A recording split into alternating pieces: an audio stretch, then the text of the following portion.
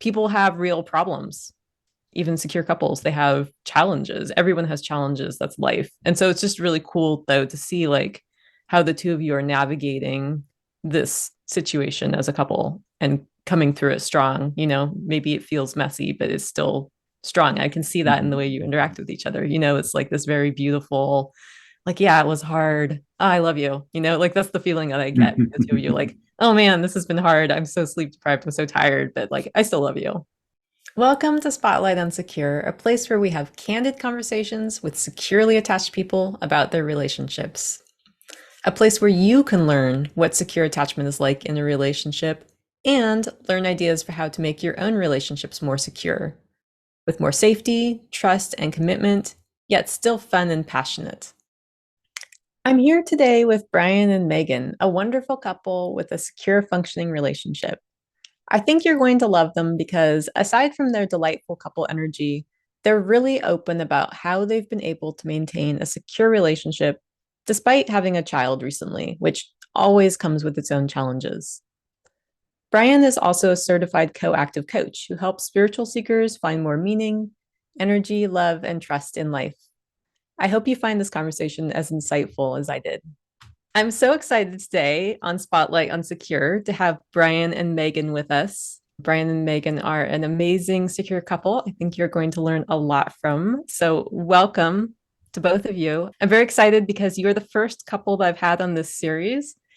And we met way back, quite a few years ago now. I think it was back in 2016 or so. 2016. Before I got into a secure relationship myself. And I was always very inspired by your guys' relationship and the way that the two of you interacted. And so it always gave me hope of finding a secure partnership myself, and which I'm in now, and it's amazing.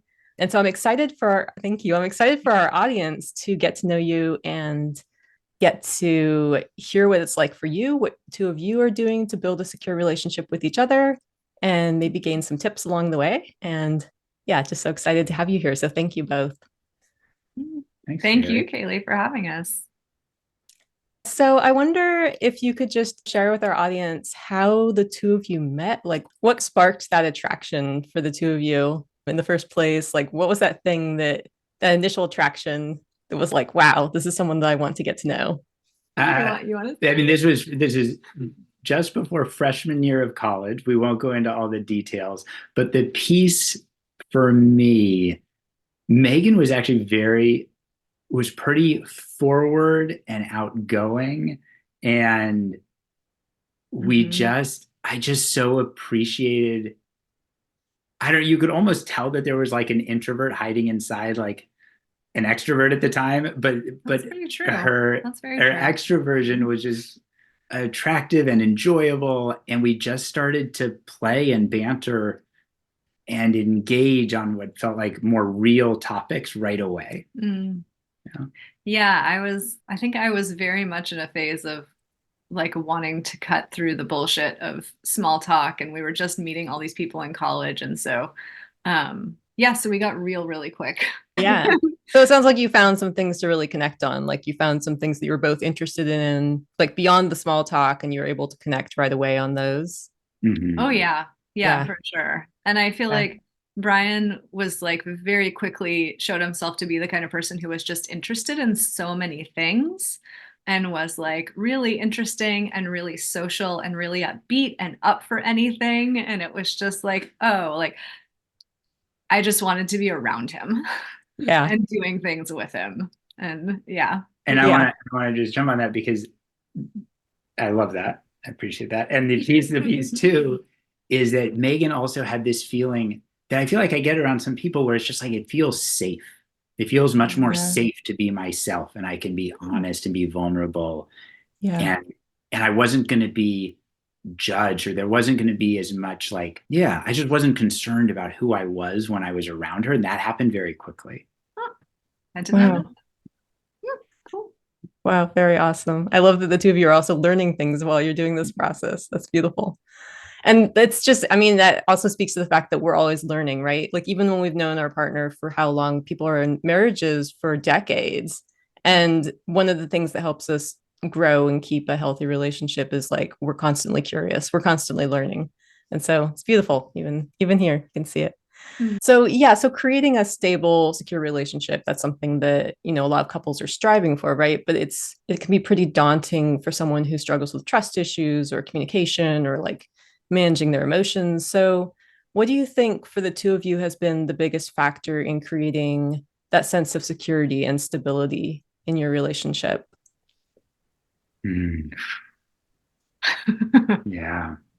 I don't know that I can answer that like directly. I think I can talk about it a little bit and we'll see where it goes. Yeah, for sure. Because the first thing that came to my mind when you said that was Brian. I think Brian's been the biggest factor in that because I feel like he's always seemed to me to be a secure person that's just sort of like had that in him, and I haven't always been that way. And so I feel like I've just like learned so much more about being a secure person from being near him, and that's been really helpful. And we don't have to be 100% secure ourselves to be in a secure functioning relationship too, right? So there's the secure functioning, which is different than like a securely attached individual. And also we can become more secure functioning as we're relating in a secure, safe place. So it seems like that's happened for you, Meghan, is like maybe you've just felt more secure as the two of you have this like beautiful, safe environment. Or For sure. Yeah. That's awesome. Yeah, definitely. Go ahead. Yeah, I think it feels like it builds, right? Like just little pieces of vulnerability that keep like coming up, where the more vulnerable you are, and then it's met with safety, and you sort of feel that. And like I couldn't point to like any individual moment, but it just feels like it's probably been those moments time after time where you're just sort of building a feeling that you're going to be met in a way that works for you. Yeah. And then you have the little tears or little times where you're not met. Like that doesn't always happen. And then Sure. and then you learn from those and you grow from those too. Yeah, I think that's like, but I feel like that's a really important piece, is like being able to process those times to like rebuild that safety. Yeah. Like how do you feel like you rebuild the safety? Like when you have those little blips, because all couples have that experience of little things that like they need to work through. How do you feel like you come back to that place of safety afterwards? Do you want to start with that one, or do you want... If you have something for it. I think it's a few things, and like one of the things that helps is the longevity of our relationship, or just how long we've been together, having like a history that we are safe together, and recognizing the blips for what they are, which is blips, not like some relationship ending warning sign or something. Yeah. Because I feel like that's so hard, especially if you don't feel secure or don't feel like you can function securely, that those blips can be like really scary. Which is how I felt in many previous relationships. And I realized that as a pattern myself. And the more we're together, the more that I can see a blip for a blip, and that it's not like a danger. And that personally allows me the space to then process it, as opposed to just like being afraid and not knowing what to do with that fear. Right. So recognizing that, and like waiting till some of the feelings around it have died down a little bit. That takes time for me. Brian's a little bit more of an in the moment processor, like something's going wrong and now we need to talk about the thing that's going wrong. And I am definitely a wait and let it like pass for a bit and then let's come back to it. Yeah. And so being able to come back to it and sort of process it a bit, talk about what happened and where it was coming from, and apologizing. Yeah, beautiful.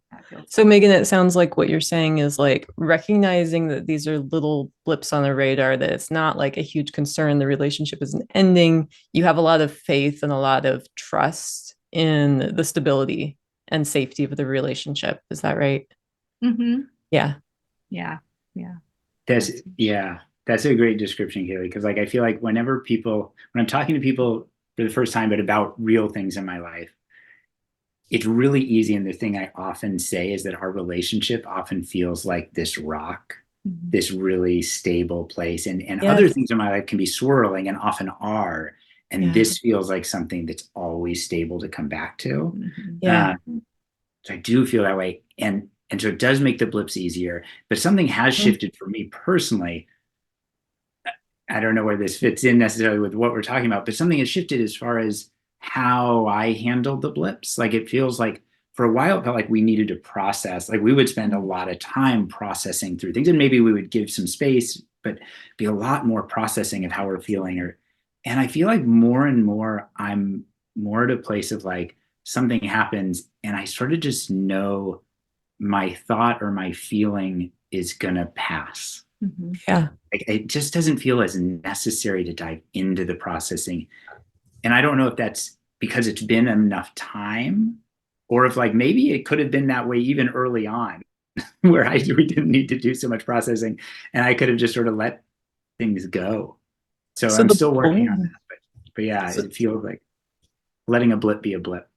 Right. I like that. Letting a blip be a blip. So the blips feel less important. It's like maybe they've shrunk down or they're just like not as like glaringly in your face. It's like they're blips, but they're not so important.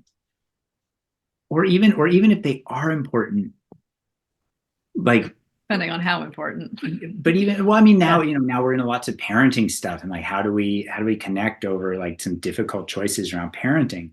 Yeah. But even there, it's like things just shift, things change. Like there is this feeling that we're enough on the same page on enough things that even when we disagree at certain places, it's like that's probably just fine. Like we don't have to necessarily be on the same page on everything. Yeah, that's a great realization for people too, to know that you don't always have to agree on every single thing. Like Gottman, they say that people are going to have certain issues that just never get resolved, but it's okay. Like those are not as important as sometimes we might make them out to be. Like, and sure, there are issues. I'm not saying that some issues are important. Of course, they are. But sometimes there's things that just never get solved, and it's okay because we have enough secure love. We have enough of that stable base that you're talking about, that rock to come back to. And that creates the foundation of it's okay. We have this, the most important part is there. Like everything else, it's just, noise. So I'm really curious because, yes, the two of you have fairly recently had a child. Congratulations is amazing. I'm so happy for you. So I know for a lot of people bringing a baby in, it changes things a little bit. Like people, maybe there's like less sleep or whatever. So you said that sometimes there are things that you're like, how do we navigate this if we have different ideas about what we should do in this situation? Like, how do you navigate those conversations? I guess that communication when it comes to child rearing or raising your baby. Good question. It's a work in progress. Work in progress. Yeah. Sometimes we don't. Yeah, it's okay. What in some ways, what I described before is a large part, I think, has come about more through parenting of like noticing how much when I'm sleep deprived, it affects my mood and how I'm feeling, and little blips, I can make them into much bigger issues. Sure. And so the more that I've been able to just recognize that, I don't have all my faculties today because I'm really tired. Yeah. Maybe it's not the time to get into a conversation or even to follow the thought train in my head of being upset about something that happened, or like, oh, I wish Meghan had, said this differently to our kid or something like that. Sure. I could follow that and keep, following that sort of vortex down.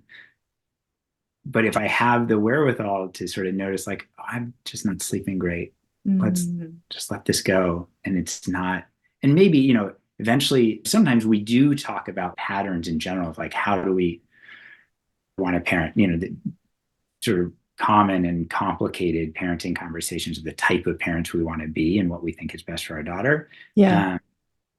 Even though we sometimes have different ideas about it, we're always coming from the same place of like, what's going to be best for our kid. Yeah. Right. So there's, I don't know, any thoughts of like how we have those conversations? So many swirling thoughts. Because no, I think how we're having those conversations is like still an evolving thing. They don't always go great. Sure.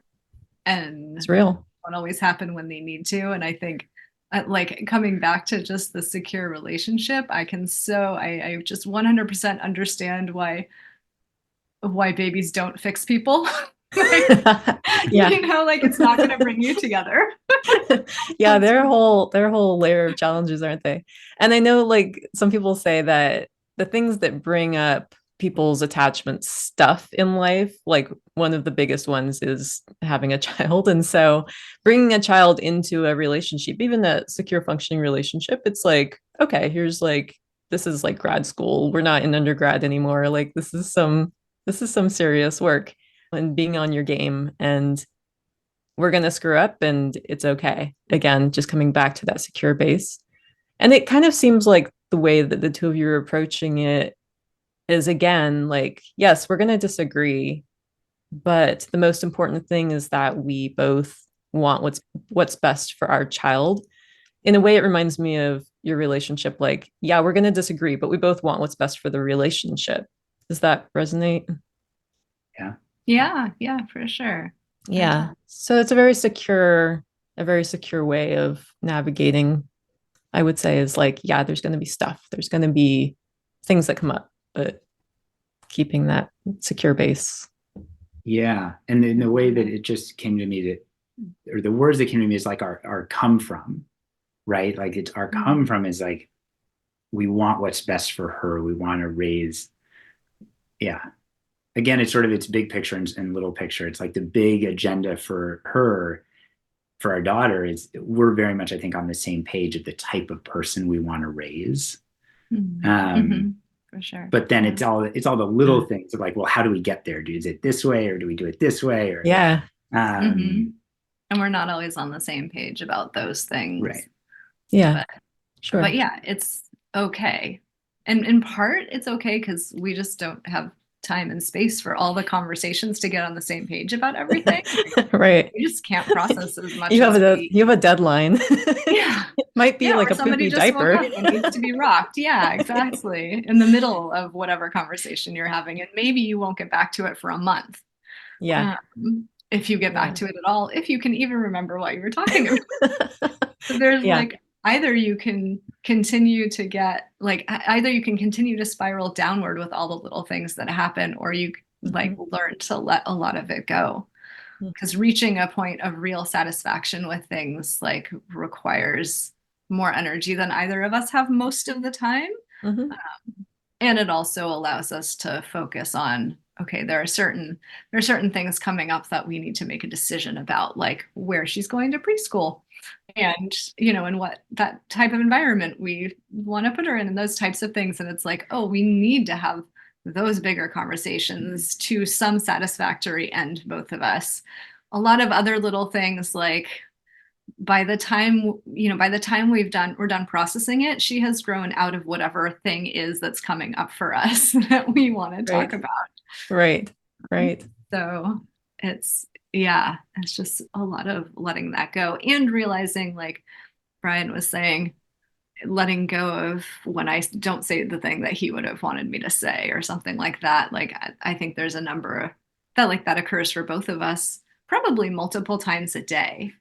And there's like around communication, around like how we are with our child, like watching each other and being like, oh, I wouldn't have quite done that. Oh, okay. You do that, something else. Maybe she'll develop this other complex or whatever. It's so great though that you're both thinking about it though. I mean, what a gift to offer a child is this very conscious way of parenting and like really being aware of your approach.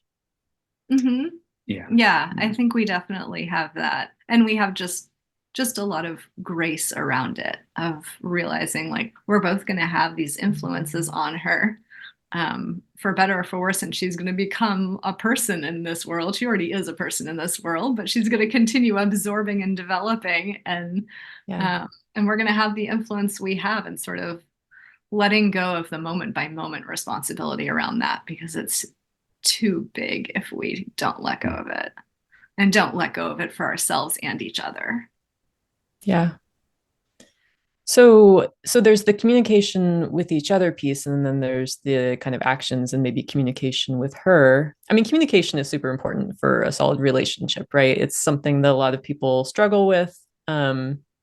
And sometimes when people have insecurities, it can be tough. Like if people want to brush off their partner's feelings or pull away or struggle with being upfront because they're afraid that they won't get what they want, what they need. So it's a tricky balance. So how do you, with communication, how do you both make sure that you're on the same wavelength? Like how do you communicate openly with each other, say around like how to parent, for example? Great question. It's a tough question. I mean, because what you're asking, it's like, can we put into words things that we don't normally think about? Yeah, right? totally. You mean how we communicate? We don't normally think about that. Yeah, not like I couldn't consciously say how do I communicate. Yeah, that's all I'm thinking. But yeah, it's kind of a meta question. Yeah. The piece that comes to me, it's like my mind's going a few different places, but the piece that's coming to me, it's like it's coming. There's an assumption of, I guess there's an assumption that we're on the same page when it comes to the big things. Like I have that assumption. So like the things that I'm assuming seem really important. I don't think about them often because they're just these assumptions that I have, but like I respect Meghan a lot. I respect her opinion a lot. I respect what she's thought about, and all these different parts of her that I respect. And so when we're communicating and talking about something that's we might be on different pages on, or could be challenging, it's still coming from this place of I really respect, like, I guess the thought is like I like my ideas might not be quite right. There's definitely a chance that there's something else that can be gained from the conversation. Like you're open to being wrong. Yeah. Well, that's and, amazing. and looking for something better than my thoughts. If I just had all the answers, or just thought, then why have the conversation at all? I mean, not entirely, but like, no, but that makes but sense. It's like it's a dialogue versus a telling. Sure. And you're highlighting one of the things that is really helpful for navigating difficult conversations, Brian, which is just like that openness and curiosity, right? When we can be open towards someone else's perspective and not attached to our own ego, not attached to being right, it allows for so much more flexibility, especially when we're in the middle of a challenge, like raising a child. It's like it's a big challenge, you know, it's a big poopy crying challenge. Yes, screaming, crying. Yes. Yeah. I would add, it's really interesting because that communication piece, like I feel like it's a constant struggle for me. Yeah. And I feel like the fact that what you just described about yourself is a large part of the reason that we are able to communicate more openly around this. Like I'm still in the place of like coming from a really avoidant family around communication. Sure. Yeah. And so when something big comes up for me like this, like I go into freeze. I like immediately have just sometimes even terror-filled feelings around it. And so it often takes a lot from Brian for us to have the conversation.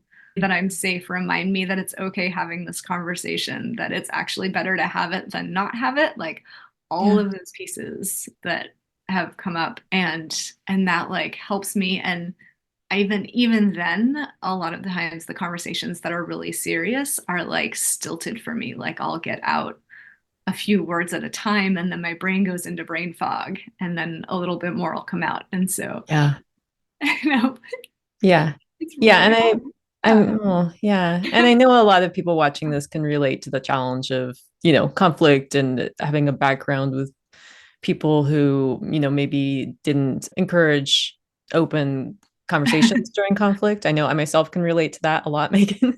And so, yeah, it's not an uncommon thing that you're talking about for sure, even though it can be a challenge. And the shutdown freeze, all of that stuff that's common. I know a lot of people watching this will relate to that and appreciate your openness around that. I appreciate that. Yeah. And it's such an important thing too. You obviously care about, raising your child right. And so it's like you have a lot of attachment around passion and commitment to doing that right, which is, I mean, we can all appreciate that. Yeah. Definitely. Yeah. So. Can you tell us about a time when you maybe had a misunderstanding communication that you were able to work through, like how you solved that or what you took away from the experience?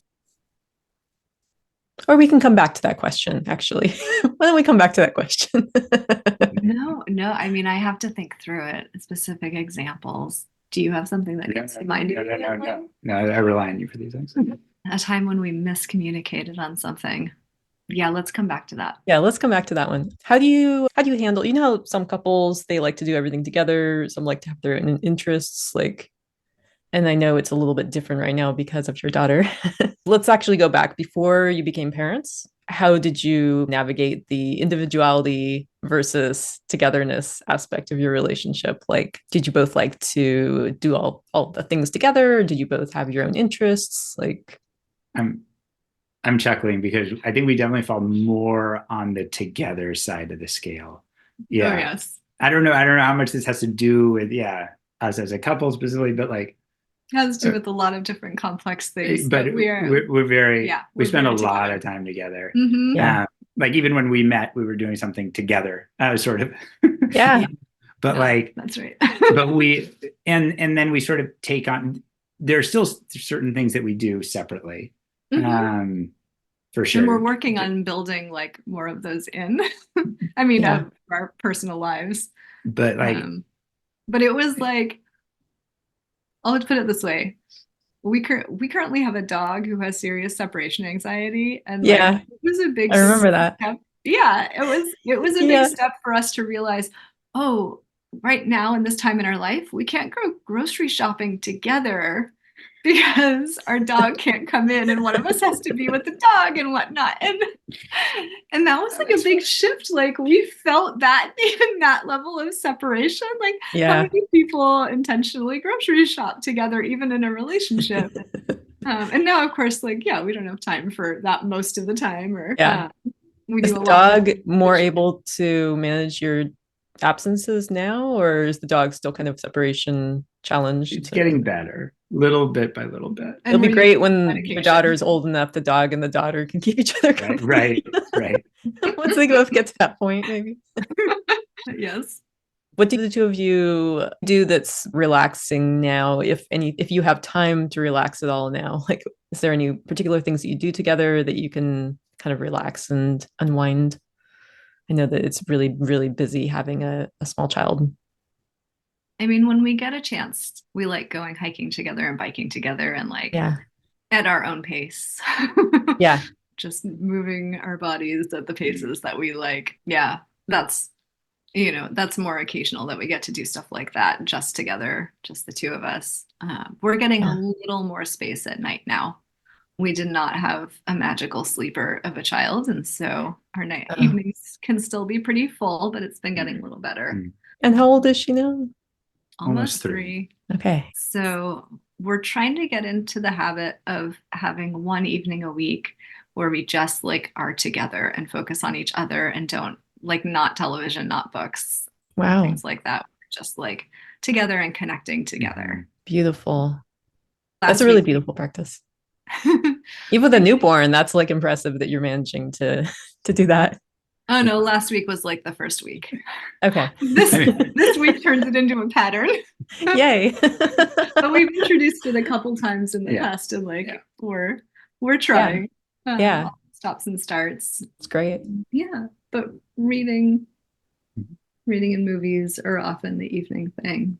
Right. Other things come to mind for you? Well, yeah, but that's not relaxing together. Oh, yes. That's true. Without the child, we're not together, really. Yeah. Occasionally we'll play a game, but we haven't really gotten into that much. So kind of relaxing together things. Yeah. Are you ready to tackle that question about miscommunication? Yeah, let's go for it. Okay. So a time when maybe there was like a misunderstanding or miscommunication that you worked through, that you were able to resolve, like how'd you handle it? What did you take away from the experience? I know you're looking at me. Oh, no, I'm no. still going to take a minute. Time that you're thinking. Sometime in the last 3 years. I'm going. No, I didn't know you'd come up with that. It could also be from longer ago if that's like easier to access right now. Say that again. It can be from longer ago. It doesn't need to be recent. Okay. Just in general, anytime. Yeah, just something that you felt like, oh, we had this disagreement and then we resolved it, or this miscommunication and then we figured it out. Mm. I actually, I feel like I want to rephrase of the question of like, are there other things you're looking for other than just miscommunication? Oh, sure. That's like a hard one for me to come up Yeah. with. Could be like a misunderstanding, or maybe just the two of you were thinking about something differently and then you figured it out and then got on the same page or the same wavelength. Yeah, there's got to be a lot of examples. I feel like more often. I know sometimes it's, yeah, on the same page. The only thing that keeps coming to mind is just sleep. It's just we've constantly had struggles over our daughter's sleep. Yeah. And like how to help her sleep a little better so that she doesn't need quite as much help from us. And there's a lot in the middle of the night. I don't know if we want to talk about that or not, but well, that's, you know, what's interesting about that is I feel like that's one of those places where we've sort of let it go more and not actually tried to get back on the same page as much. We've just sort of like, oh, we're not going to be on the same page about this huge topic. And so I haven't brought that up because it didn't really fit the question. But well, even, I mean, but it is huge. But even, yeah. Right. And it's still right. So it's been a big issue. She was just sort of a difficult sleeper, needed a lot of help. And we were just sort of on different pages as far as what should we do about that? What do we want to do? What do we feel is best for her and for us? And yeah. And in some ways, it has been, and it's been sort of a roller coaster ride of sort of feelings around it. And it's really hard to be on that ride because you're constantly sleep deprived while you're having an issue around sleep. Yes. Two different approaches. It feels very Buddhist of like, there's nothing permanent. Yeah. Right? It's always changing. Her sleep's changing. Our view of it is changing. It was actually, we spent a lot of time where we wouldn't get 2 hours after putting her down to sleep. We wouldn't get 2 hours to relax or wind down before she needed help. In fact, it's only in the last few months that we've gotten like a 2 hour chunk. But yeah, wow, it's 30 minutes. Wow, oh my gosh, over a year. It was anyway, at least. So, oh my god. But now we're at this place where it's like, oh, we get this nice, at least usually about a 2 hour chunk or so of time of just downtime and relax before she wakes up for the first time and needs some help. And that was the thing, is we didn't get onto the same page, but things changed. And that's sort of true about raising a kid is, if you don't get on the same page, eventually things change. Yeah. And right.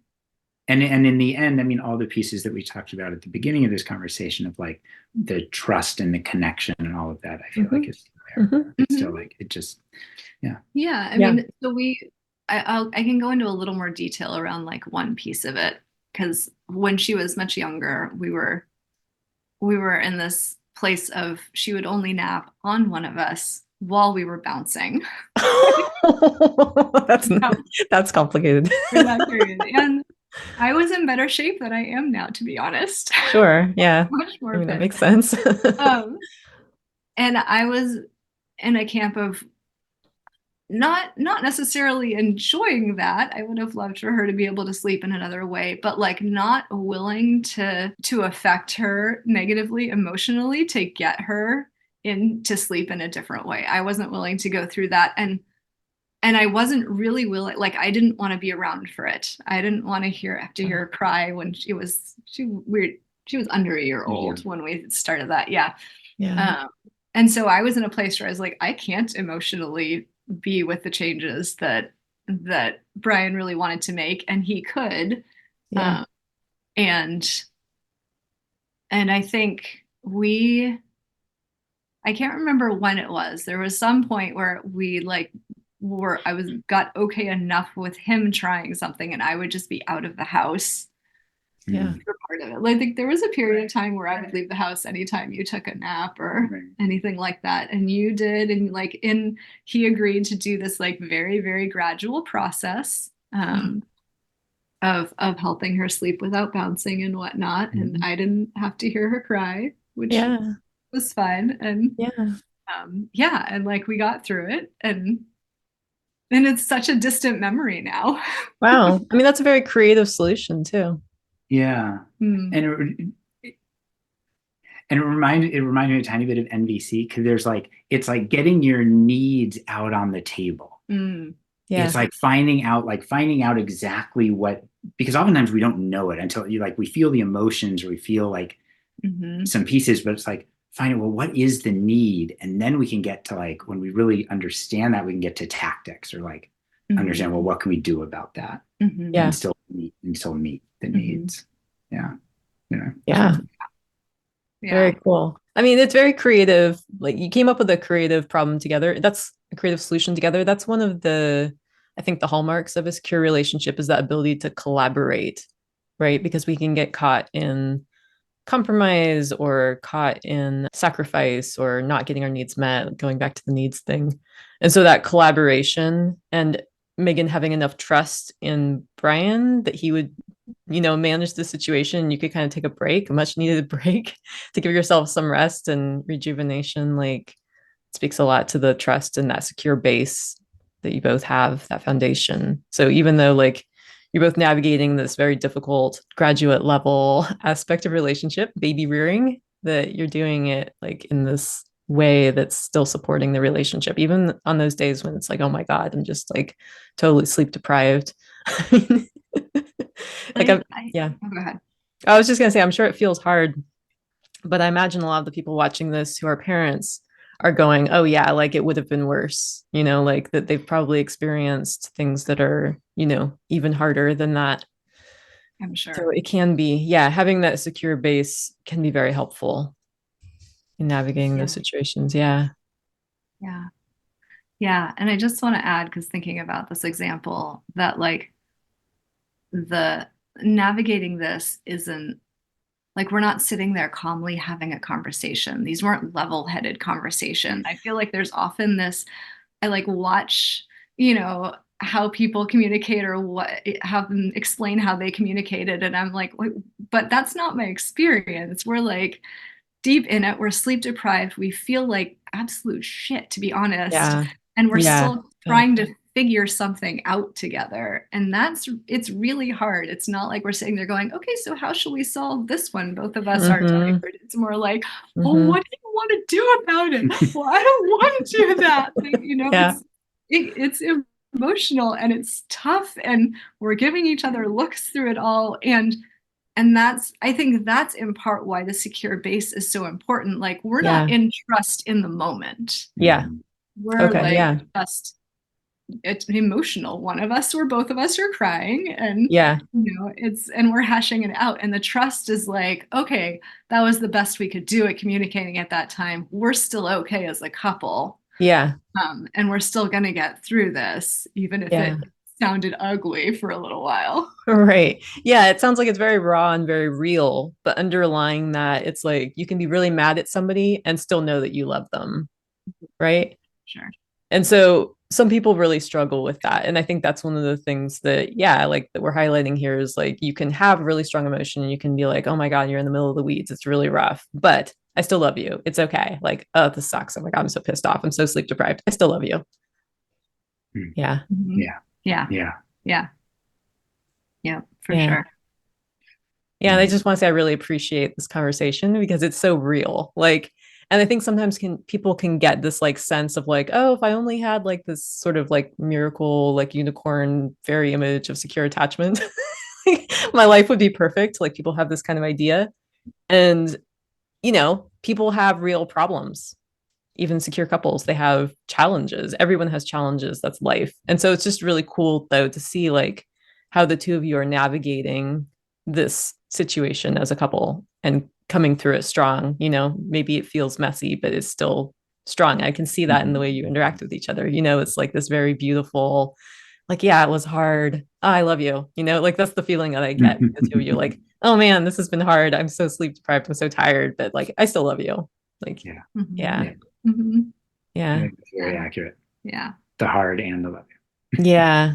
Yeah. And I think like we've reminded ourselves through the hard in the times that we can that like, oh, well, I still want to do this with you. Mm-hmm. I still want that to be you, even though it's hard right now. Yeah. Yeah. Yeah. It's beautiful. Yeah. It's a good thing to keep in mind always. Mm-hmm. Yeah. Mm-hmm. All right. Well, I think does this feel like a good place to land? Actually, there is maybe one question that I would like to ask, and that is, do you have any advice for people who, I mean, it could be people who are raising a child, or it could just be people who are looking to get into a secure partnership, whichever one feels kind of stronger to you, I guess. Do you have any advice you can offer our listeners? The thing that comes to mind for me immediately is just awareness. Yeah. Obviously, this is not about like finding someone. It's just about when you're with someone, what does it feel like? Yeah. I feel like it's still only more recently that I've been much more aware of my fear of big conversations and like my avoidant patterns and things like that. And so, but that awareness has brought me so much in terms of recognizing what's the blips for the blips that they are. Yeah. And so the more like the embodiment of whatever's going on for you in those moments, when your nervous system is starting to get dysregulated, and bringing that awareness to it to have a better understanding of like what's you and what's really happening. Mm-hmm. Mm-hmm. Yeah, I'll second that. Just I feel like someone at one point described like meditation as being like this meta skill that just helps out everything else. I feel like when you talk about awareness, it feels necessary, like to be able to step back or to be able to notice what's going on, even if it's hours or days or weeks later, to have that awareness to say, oh, that's what was happening for me. As opposed to just, I feel this, like there's that intensity of in the moment and all the feels, but that ability to be able to step back and look at it with a little bit more objectivity. Yeah. Feels like, so, I mean, so if the, like, just what comes at the moment is any advice is like, anytime you get to practice some of those awareness pieces feels like it pays dividends. I think that's been the case for me. Not that I can follow that always, not that my meditation practice is all that consistent, but anytime that I do have that, I think it pays off in the end in how I'm able to be and sort of apply any other skills. Yeah. Can I add on to that briefly? Please. Something you had said with that, because when you have that moment of, oh, that's what was happening to me, and you're like a couple hours or a couple weeks past whatever it was, the energy's died down around it.